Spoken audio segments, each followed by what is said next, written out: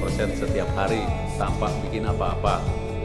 Waktu itu saya join, kemudian pada April 2020 kemudian saya top up dengan hasil menjual rumah saya di Bali. Kemudian bulan Mei saya top up lagi sebanyak 700 juta, kemudian bulan Agustus saya top up lagi 800 juta. Nah, saya hanya mencairkan atau menjual koin saya pada saat saya memerlukan uang. Jadi saya tidak pernah mencairkan sebanyak-banyaknya. Jadi dalam hitung-hitungan saya sebenarnya masih rugi. Karena kebetulan hari ini ada sidang PKPU, saya tertarik untuk bergabung. Kenapa? Karena saya berharap uang saya kembali cair.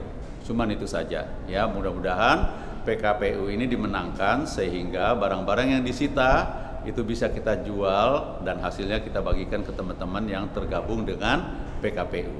Oke, begitu.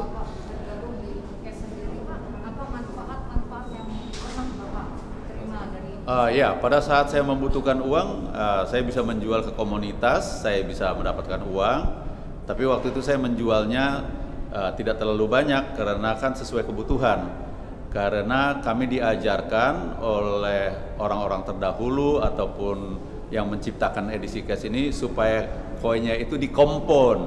Artinya 0,5% itu jangan dicairkan seluruhnya, ditambahkan lagi untuk mencapai waktu tertentu sehingga koin kita menjadi banyak, sehingga kalau kita mau cairkan bisa mencapai miliaran. Jadi itu yang saya lakukan. Jadi saya ikut, jadi saya tidak mencairkan terlalu banyak memang.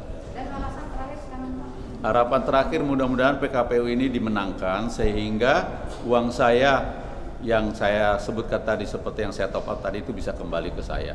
Ya, paling tidak saya bisa menyelamatkan uang saya untuk kebutuhan saya sehari-hari. Total kerugian?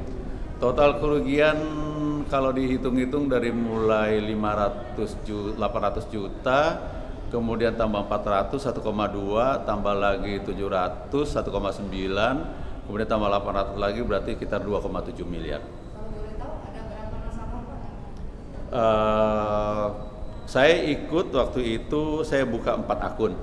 Ya, akun atas nama saya sendiri, atas nama anak saya 2 orang, terus atas nama teman saya 1. Jadi ada 4 akun. Semua totalnya sekarang ada sekitar 250.000 koin.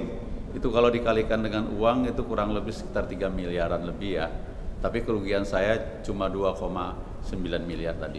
Itu. Terakhir Pak, apa harapan buat para nasabah yang Ya, harapan kita mudah-mudahan yang tergabung di KPU ini bisa dapat kemenangan sehingga yang tergabung di PKPU ini bisa menghasilkan uangnya dapat cair ya. Buat yang lain-lain yang berseberangan dengan kami, ya mudah-mudahan dengan jalan pikiran mereka pun bisa cair juga ya.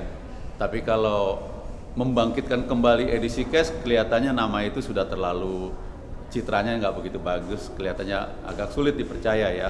Nah, logika saya seperti itu. Ya. Manfaatnya nanti kita bisa membeli mobil, kita bisa beli rumah baru, karena kita nggak kerja, duduk manis saja dapat uang, tidur aja digaji, begitu-begitulah bunyinya. Sistem kerjanya kita hanya membeli saldo sejumlah angka yang ada di edisi cash, lalu dari angka itu kita mendapatkan 0,5% setiap hari. Jadi kalau tidak diambil-ambil dalam kurun waktu 3 tahun, itu jumlahnya besar sekali, dan dalam waktu kurun setelah 3 tahun kalau kita jual per bulannya itu bisa miliaran itu. Itu yang dijanjikan ke kita. Makanya kenapa edisi cash penciptanya ini menjadi banyak uang sampai triliunan, oleh karena memang kita tidak ada yang mencairkan sejumlah sebesar-besarnya ya. Sama seperti bank, kalau orang menaruh nasabah di bank lalu nggak dicairkan, kan uang nasabah jadi uang banknya jadi banyak. Tapi kalau tiba-tiba nasabah mencairkan semuanya kan ras banknya. Sama seperti itu. Hah? Kenapa? Oh, kita boleh beli sekarang, jual besok juga boleh. Atau kita jual bulan depan boleh.